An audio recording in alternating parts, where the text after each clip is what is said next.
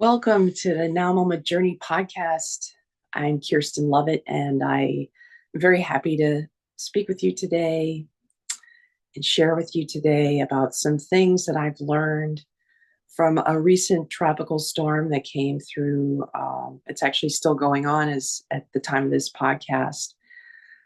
It's called Debbie, and this podcast is being filmed today, August 9th, 2024. And I just wanted to use this as a topic today because I think it really brought home some things that I've been thinking about anyway to talk about on this podcast, which is you've heard me talk before about sacred tobacco, and you've probably heard me talk about animism and maybe even working with the elements or shamanic journeying, some of these things. These are all things that I'll continue to talk about. And also runes are being, I'm talking about those more frequently now.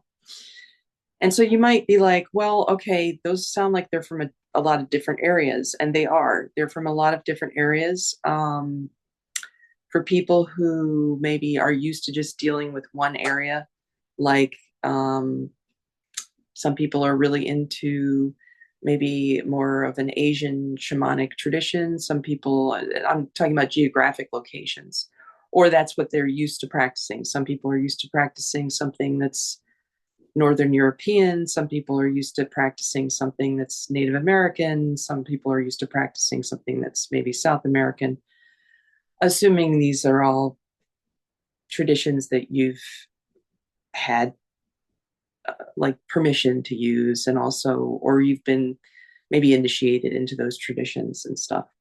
Or you could just be somebody who works with plant spirits and animal spirits and stone spirits just because they start talking to you. That's kind of a bit of how it happened to me way back when. So it's not necessarily where you have to be into a specific tradition. But today I'll probably mention a couple different, maybe not all in one place, kind of like a diverse variety of things, because that's just how I'm rolling right now. I'm feeling like in general, no one system is completely fulfilling all of its parameters. That's kind of a broad statement to make, but I feel like at this point in time, at the time of this recording and where I'm at with my development as well, that it's really important to point out that it's not so much about what you're practicing, as long as the principles are, and I'll mention one of those principles in a minute, are kind of based on indigenous or even indigenous to, pre-Christian Europe principles. It doesn't really matter as long as it works. And it's ethical, of course, and you're not overusing your power or manipulating anything. So let me tell you a little bit about what I do to prepare for weather without getting into the exact mechanics of the ceremony per se, which is something that I've been doing more frequently lately because the weather's getting worse more frequently. But basically what happens is, just to give you an idea, and it's varied every year in the last 7 years, it's been kind of different every year, but I've been working basically with either sacred tobacco and candles, as well as I have a medicine bundle. And so, and now runes have kind of entered the equation as well. I've been practicing with runes for about 3 years now, but I'm I'd say more comfortable with being proficient with asking on their help to work with weather, So I'll get to that in a second. But what I've been doing is, because I, generally, like many people in 21st century society, we spend a lot of time indoors. So I tend to kind of do most of my work indoors with a little bit outside. I do some outside. But the first thing that if you're going to work with weather, or in my opinion, anything in animism, is you have to get comfortable with offerings. If there's anything that is, in my opinion, the most important thing to start doing, whether you're, no matter what your background is, no matter where your history takes you, no matter what traditions you get initiated into, no matter if you get not initiated into any tradition and you just follow your spiritual guidance and that's it. Offerings, offerings, offerings, really important. And there's so many different kinds of offerings. But I'd say the thing that's helped me to work with weather after so many years, and I'm still pretty new at working with weather, to be honest, is my work with sacred tobacco, because I've been pretty consistent with sacred tobacco for 12 years now, at the time of this recording. And what I mean by that is I've been leaving offerings regularly, if not every day, almost every day. There's other offerings I leave in other, capacities. And I've talked a little bit about that. Sometimes it's hair, sometimes it's food, especially if you've either looked at my Facebook, my free group, which is a Nordic animism discussion group, where we kind of talk more about the Nordic calendar and the Primstop calendar and the various deities that you would leave offerings to. That's another way of leaving offerings, so you could be doing that, and that's something that you feel comfortable with. And so that would be your way of leaving offerings.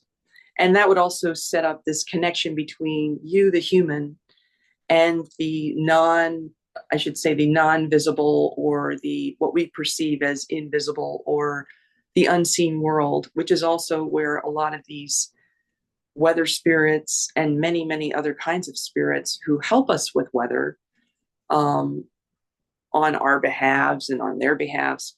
It's how you keep that cycle connected. And that's true in many traditions. Like, I think I'm lucky because I've been able to study with Nepalese traditional people, with Andean traditional people, and also learn from Nordic animism and Sather from people who are, fairly skilled at it. And what's interesting about all three of those areas, and of course I know that about Native American people here too as well, where I live, is there's always offerings. There's always offerings. I mean, without a doubt, every time. So if you are listening to this podcast today and you're like, I really want to get into weather work, or that sounds kind of interesting, that's the first step. And the reason I love tobacco so much is because tobacco, I got into working with the tobacco spirit way before I got into working with weather, so that I was comfortable with working with the spirit. Which, how do I receive the information? Well, that's mostly through clairaudience, but it's a spirit, and it's a very powerful one. And if you work with it enough, you'll develop a rapport with him. He's an abuelo, the grandfather. So he'll start speaking to you. And this is true, I think, for a lot of powerful maestro, maestra, or even deities cross-culturally. I think they start talking to people that they know are committed to entering into a conversation with them, a continual conversation. You'll see my hands are going like this a lot, because there's a lot of connecting happening between the humans and the spirits out in nature, and also the ones that want to connect. Like, I'm thinking right now of Thor, who's a very interesting deity, because I think he connects directly with weather, especially with thunder, of course. And so when we think of his rune, which is a stem with a side triangle, that's kind of a way of saying I'm asking I'm saying thank you, and I'm also asking you to connect with weather uh, in in a respectful way. Um, but tobacco, getting back to tobacco, that's been very helpful because it's really built up this connection, this circuitry in me, the human, to be comfortable with leaving the offering and then eventually receiving the guidance. This is what you need to do, right? Because I like to kind of ask them what I need to do, and sometimes I have to be reminded of this, like from other human beings who also are skilled in these matters. They'll remind me. They'll be like, "Why don't you ask tobacco?" And that's, I think, a really interesting idea too, because sometimes we think as humans that we, not necessarily that we know everything, but that there are some humans who think like that, but also that our consciousness is kind of like the end all be all. You know what I mean? And it's not. And I'm kind of grateful it isn't, because a lot of the problems I've come up against way before, years and years and years ago, and to some extent, I still have these problems. Some of these problems have got a lot better since I've been working with shamanism and animism. But there's always a few, kind of lingering problems that kind of need continual care. And I'd say when you have access to this kind of consciousness that comes through working with deities or working with plant spirits or working with animal spirits or with stone spirits or with runes, they're kind of like portals to that consciousness. And then you're able to connect with that consciousness. And usually it becomes a very personalized kind of feeling. So then you start to feel like you're really part of something much bigger. And you feel guided and you feel nurtured to some extent in a way that I think just human consciousness, it can't possibly do that, because it doesn't, I just don't think it has that capability on that level. And I'm talking more of like a kind of the kind of wildness that maybe our ancient ancestors had the ability to connect with, that kind of wild wilderness, kind of natural spark. It's almost like a creative spark, but on steroids, in a good way. Um, so so yeah, when you're leaving, I'm trying to talk about some of the feelings I get from maintaining a relationship, because if I just say I maintain a relationship, that doesn't really tell you anything about what it feels like. And so I'm trying to kind of be more descriptive and say, this is how it's been really cool to be able to ask their help, not just when the big things happen, like a storm, but even if you keep this up, you'll start to realize, oh my gosh, I can be guided throughout my entire life. And it's not just dependent on one person. It can be, or one group of people or one group of spirits. It can be kind of varied if I choose to do that. So the storm, we knew it was coming. And so I think I mentioned this in the last podcast, that in general, in the past, what I tend to do is a mixture of, I guess you'd call it's spirit work is what it really is. And also, matching it up with scientific meteorologists, kind of tracking what they're doing. So one part of me is kind of looking at Twitter and the meteorologists and seeing what they're saying about patterns. And the biggest thing I like to keep an eye on is the wind. And so I was just tracking to see, how that was going. And I thought, you know what, we're just going to keep these candles going. Now, what's interesting is this year, I think, was the first year I didn't do just one, I don't want to call it tradition, but one orientation. For example, in past years, maybe I've just done an Andean, Peruvian, an Andean kind of thing, and had that be it. Or in other years, maybe I've, done just a little bit of the Nordic runes in the candles. This year, both were on board. And I'd like to introduce the idea of Nordic and Andean, Nordandian. because they do have a lot in common. So this year has been a very steady, uh, and for example, in the days leading up to the storm kind of getting closer to us, I would do and I think I mentioned this in the last podcast, the symbol for Rido, which some of you may know is it looks like an R, like kind of a angly kind of R, and you etch that 3 times, Rido, Rido, Rido, and then Gabo is an X, which is gift. And so basically, and that's for Kori, which is spelled Kari with a little accent over it. And so I would take the candle after etching into the candle and say, Hail Kori.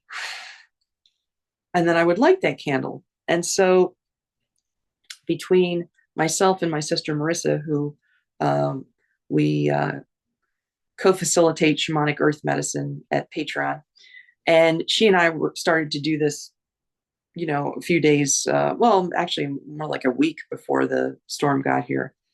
And I think that was very helpful.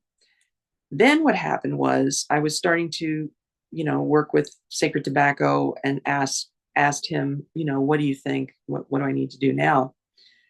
And they said 2 things. They said, first, we need you to take candles and say gracias. This is the Andean tradition, so it's a combination of gracias, thank you, Spanish, and a Quechua word, which is Wairamama, which, some of you may have heard me talk about that before, but people who have learned about the Q'ero or the Andean people, they'll know all these elements names. So you're basically talking about, wind, water, earth, fire, ether.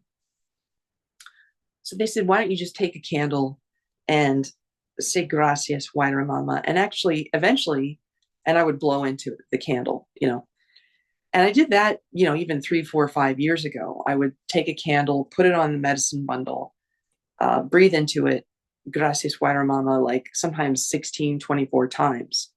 And I would just say it. Well, this year, they said, well, we want you to start singing. Just make something up. Doesn't matter what it sounds like. And I don't know if you saw the short that I posted about a week or 2 ago, but you might have seen me singing, gracias, Wairamama, gracias, Wairamama, gracias, uno mama, gracias, uno mama. So I'm kind of singing and blowing into the candle. And those 2 names, for example, was Wairamama, which is wind, Unu Mama, which is water. Some of you may know Mama Cocha, which is the sea, and I actually need to add that into the mix. And then, of course, there's other names for fire and earth and ether, too.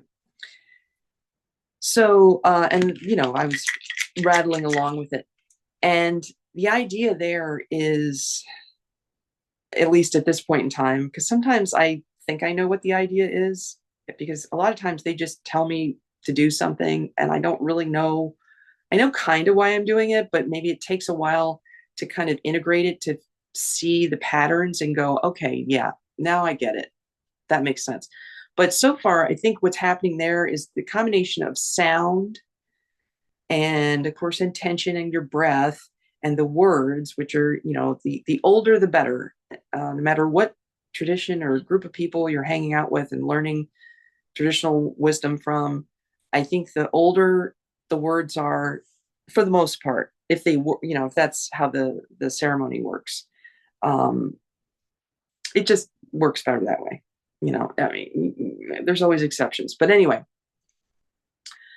So if we have Quechua available to us and we know we're dealing with Andean spirits, then we use them, And so what I think is happening there when we say whether it's saying Hail Rido, or Hail Kori, which is the Nordic deity of wind, or Gracias Wairamama, which is the Andean deity of wind or Andean spirit of wind, is we're saying thank you to it, to him or her, however you want to think of the wind.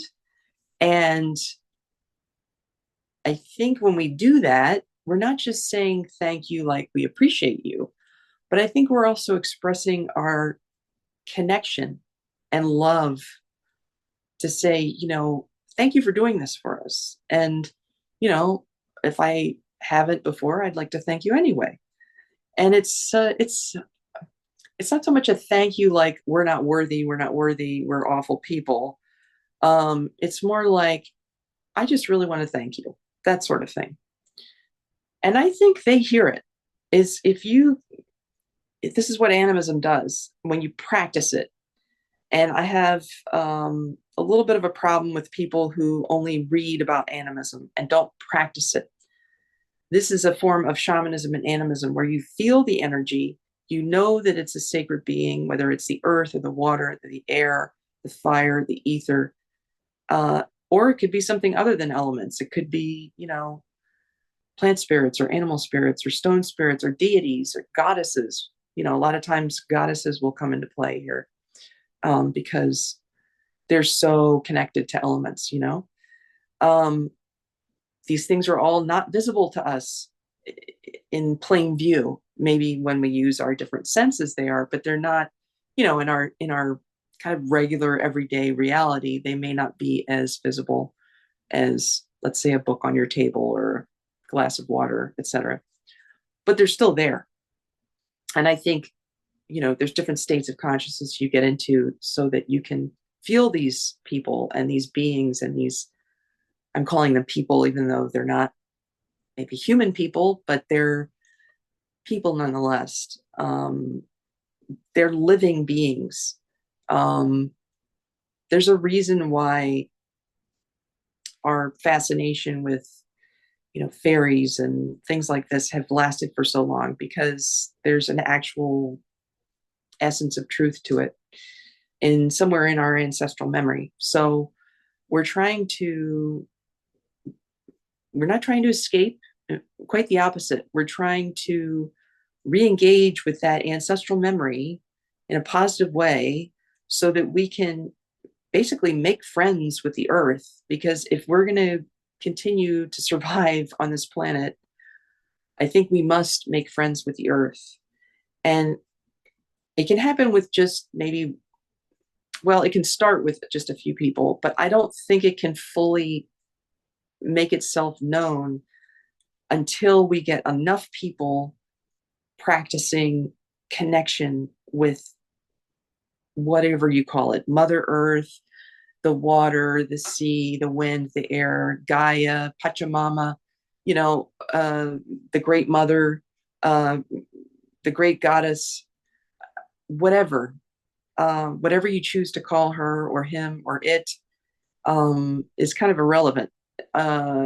What counts is how you connect with these non-physical beings. And they're a lot more important than we realize, because I've noticed that when we give to them, like in offerings, in offerings is a good example of physically taking something it's solid or liquid matter, that you can see in your actual hands, and giving it to them, they know. And it's really neat to see that happen over the years. At first, when I started doing offerings, I was like, I knew I needed to do it, but I didn't really understand how that would feel when I realized that they appreciated it, and not just appreciated, but they wanted to make this connection with me and with a lot of people. So, and that can start with you singing to them. If you're not comfortable with, food offerings and, tobacco, but eventually, as you get more into this, you'll start to want to do more. It's just a natural progression of things, depending on what your interests are. You may have different interests that take you in a different direction, and that's cool too. But the one other thing so the offerings part I wanted to mention and talk about it in kind of a broader context. But the other thing, and I also wanted to mention those two kind of little, they're not little tips, they're actually quite big and powerful, but they're kind of taken out of context. so that I could give you kind of a tangible thing that you could do on your own that you could do right now, basically. Um, but also, there's a lot more to it. So that's something, if it's really something of interest to you, I'll tell you more about that later. But anyway, I wanted to tell you one more thing, which is emotions. This has happened before, but I'd say this actual storm really was kind of like, you know how like you don't have to be hit in the head too many times, like you're like, okay, I get it. um, this was a storm where I was like, I got it now, which is there was a book, a pretty adequate book. There aren't a lot of books on weather shamanism out there, but there's this one book called Weather Shamanism, and I believe it's by Nan Corbett. I can tell you, I think that's their name. It's either David Corbett or Nan Corbett. I can't remember. But it's one of the few books. I think it's good is a good general starter book, just to get you comfortable with the idea of shamanic journeying to spirits of weather, which is something that we do in our Patreon and something I do as well.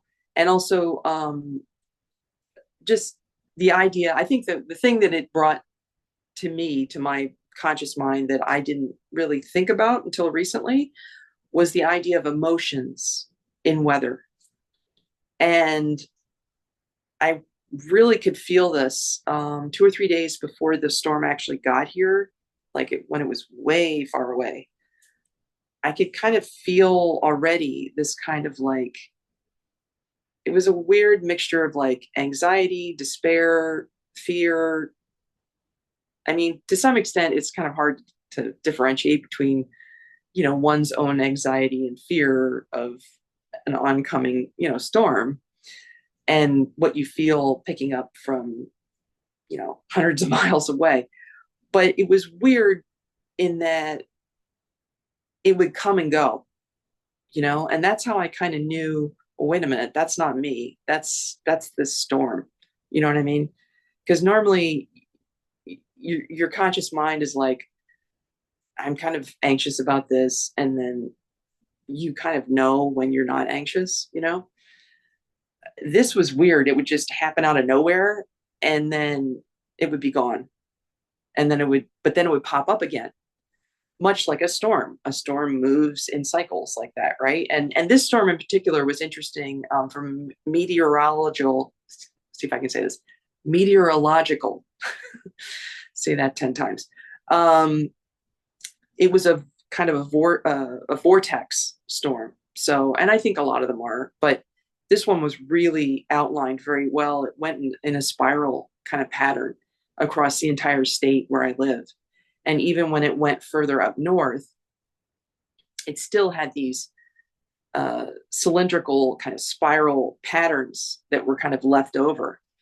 And so that's kind of like what it felt like 2 or 3 days away before it ever even got here. It felt like these kind of waves of emotion. And I remembered in this weather shamanism book where one of the more interesting points they made was that weather does have emotions.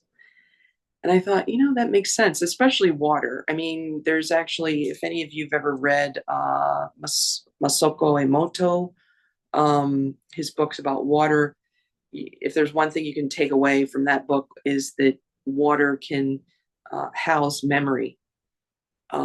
So when you look at it like scientifically, even, it's not so woo-woo to consider the fact that weather has emotions. If water holds memory and weather is water, then why wouldn't weather have emotions?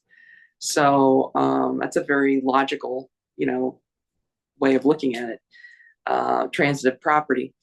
So, and I'm not necessarily a scientifically inclined person, but I do like it when certain scientific principles kind of like you can kind of make them fit in there. And that's one where I think it makes sense. So I think when we know that weather is emotions, maybe that will make it so that we as humans don't feel so disconnected from weather because we have emotions too. So we have emotions. We know our animals have emotions. Some people, if you're interested in plants and other, what we, some people in our culture would call inanimate objects, but they're really animate. I think they have emotions too, to some extent.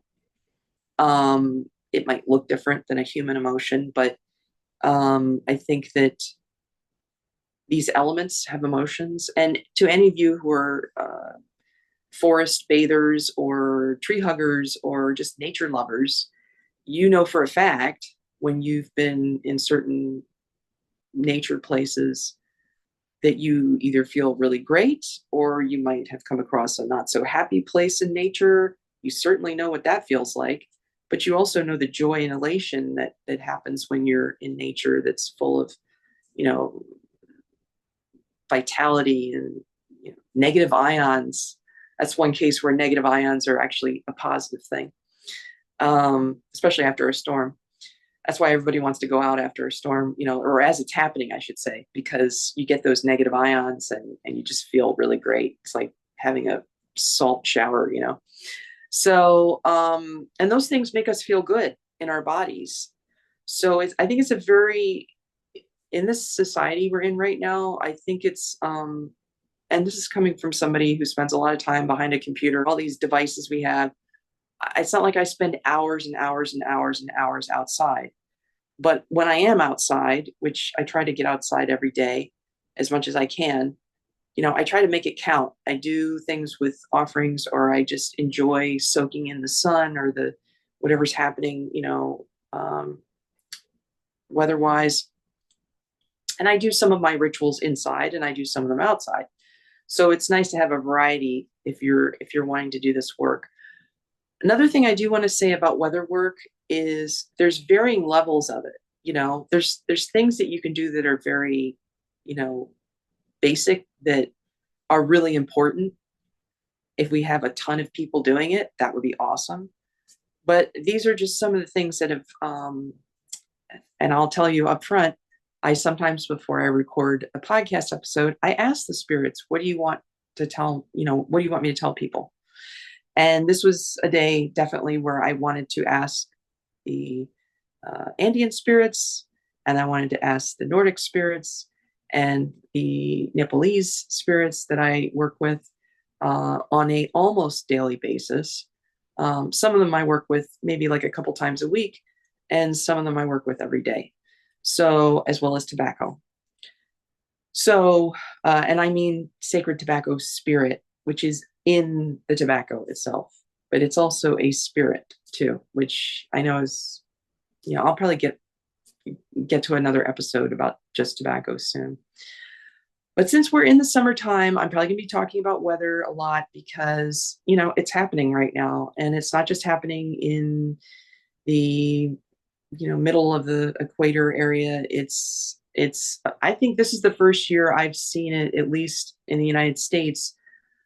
Any kind of weather has been a problem. I think almost every state in the entire 50 states has had some major weather event this year. And that's unusual because in years past, it's usually like two or three regions, they get their usual pounding and that's it. This year, I think it's been across. I've seen storms. I've been watching the Midwest a lot. I've been watching the plains. I expect California and of course our side of I'm in Florida, so I expect our side to have a lot of storm activity or fires. I mean, obviously the fires are out in certain areas, even in the Midwest, even in the middle of the country, a lot of fires happening there, and also other kinds of weather, not just fires. So this is a lot more widespread, and of course, globally, there's global maps on Twitter, which is I tend to go to Twitter for a lot of meteorological weather stuff to find out what's going on there. So on a global basis, But getting back to shamanism, animism, I think this is a good way to, you know, get used to the exciting idea of a grander consciousness and how connected we are to weather, how weather is in us too. And also, I think the last thing I want to leave you with is something I'd like to make sure I tell everybody, because it's a tendency in our culture to do this, is we are not here to manipulate anything. We are here to ask that a storm or a weather being not harm anyone or anything. We don't tell the storm where to go. I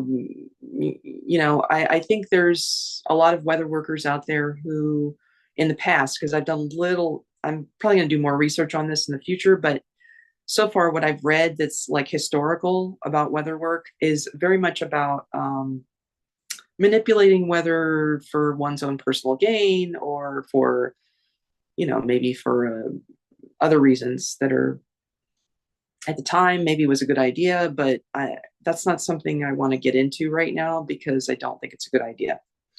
So just wanted to let you know about that as well. These are things that we talk about at the Patreon at Shamanic Earth Medicine, www.patreon.com/shamanic earth medicine. And one of the things I've been enjoying doing this summer is myself and Marissa have been doing a weather ceremony, which is similar to what I was talking to you earlier about. And that's once a month. And we do monthly ceremonies. They're not all weather, they're different kinds.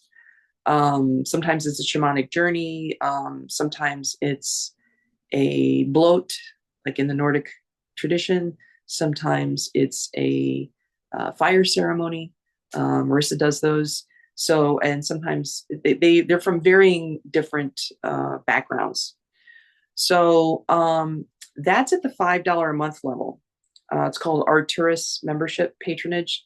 So that's a really awesome deal. You get to participate in the ceremony. It's via Zoom, and it's a lot of fun. And we have a neat group of people that you can join the private. It's it's a closed private Facebook group. So it's secure in that sense. And we have live streams there as well. So we'd love to have you join us. And if any of this stuff sounds like fun to you, it helps you feel a part of making things better for people, whether it's you, your family, your community, just the entire globe, whatever, you know. So I encourage you to check it out. And I really appreciate you listening, and I will talk to you soon.